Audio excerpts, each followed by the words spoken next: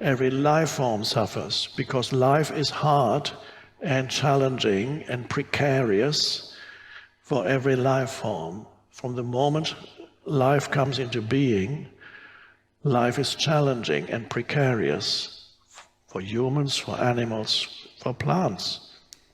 Every life form encounters obstacles in its attempt to grow and expand, and it continuously encounters obstacles to its expansion. Every human, in one form or another, if you come into this world, very quickly you'll find obstacles, seeming obstacles to your expansion and growth and well-being and flowering.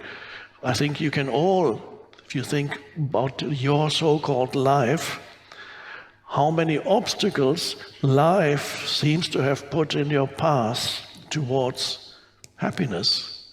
And some people perceive life as life continuously is sabotaging my attempts to find happiness. Why is that?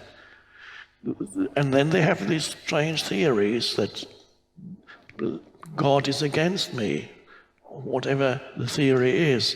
But it does seem like, and this is related to the Buddhist term dukkha or suffering, wherever you go, you will find life is sometimes helpful and then obstacles again. And this is perceived as, some people believe if you only practice positive thinking continuously, you will no longer encounter obstacles. But that unfortunately is not the case. Positive thinking is a great thing, can be extremely helpful and bring about certain shifts in you, but it does not free you from experiencing the obstacles that life will put on in your path and the challenges that come. So those obstacles, whether they come in the form of loss or illness or relationship problems, many of them arise from their own mind, because your mind creates an enormous amount of problems that are quite unnecessary, but the mind doesn't know that. So the mind creates an enormous amount of conflict that is unnecessary in your life. That's one kind of obstacle, is your own mind. Then, and again, you need to experience the consequences of the obstacles that your own mind creates, the conflicts and the unnecessary problems that your own mind, because you're identified with the mind, creates. You need to experience the suffering that you create for yourself out of that unconsciousness. Unconsciousness means completely identifying with the mind, the egoic mind, which in many cases transforms challenges which could be solved easily into much bigger problems. So you have your mind-created obstacles that you ultimately create yourself because you're not conscious enough, and then you encounter suffering. This is one level of suffering.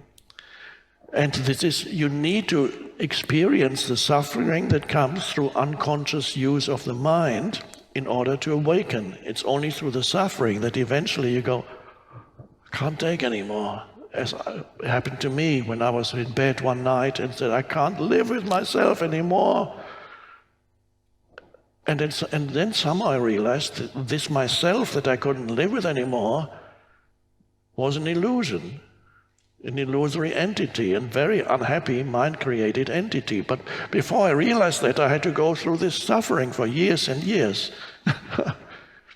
So the suffering worked. It fulfilled its purpose. And then you have another level of suffering or obstacles.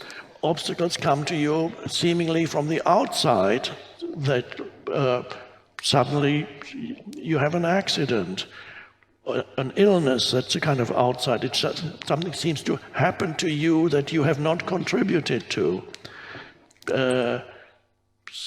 Something happens to somebody close to you, dies as an accident. Many things can happen where you seem, I haven't created that. Of course, in New Age, it's very normal to say, when things go wrong in your life, the typical New Age person will say, how did you create that? You slipped on a banana skin and broke your leg. Why did you create that? How did you create that? It's an interesting question. I don't want to go into this, whether even those obstacles or challenges that come to you, not seemingly not from your own mind, but from the outside, did you still create that or not? Let's leave that aside. I don't want to convince anybody one way or another. I have a much more simple recipe here, which goes like this. Instead of telling people, you better look at your life and see why you created that or how you created that, I say, accept each moment as if you had created it. Accept each moment as if you had wanted it or wanted it to happen. I can't remember my own writings. It's always not good to go into memory. Don't quote, just present moment.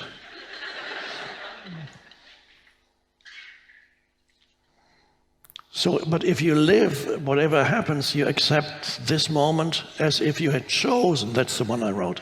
Accept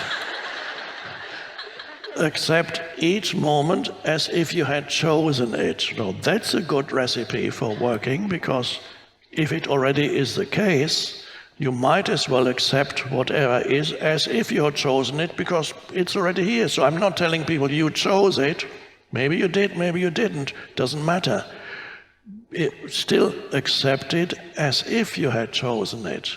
That shifts things, that your whole attitude to it shifts, and it dissolves more quickly than whatever the obstacle is. But let's go back to the suffering. First, the suffering that arises from your own mind creates conflict and all those things that create suffering, and then at some point you awaken. And then what remains is the suffering that comes with having a body, for example, because eventually the body gets older. No matter how much you go to the gym every day, no matter how fantastic your nutrition is, no matter how many pills for longer life you take, which is all fine and good, but of course every form eventually dissolves, and a time comes when the body can be perceived as a burden almost. The older you get, the more likely it is to happen.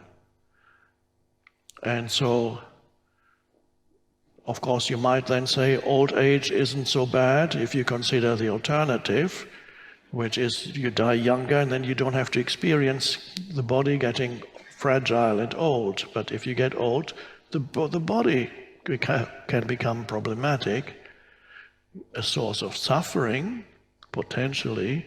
But those challenges, if approached correctly, don't have to turn into suffering. And that is the destiny of many humans. But the suffering is really that every life form encounters, the obstacles that every life form encounters, whether they come at a younger age, older age, middle age, in whatever form, these things are absolutely necessary, without which there would be no human evolution whatsoever, and no life form would ever evolve if the life form did not encounter obstacles. So that which looks like an obstacle is actually always potentially an opening. Potentially that which seems to stop your progress in life always potentially can make you more conscious.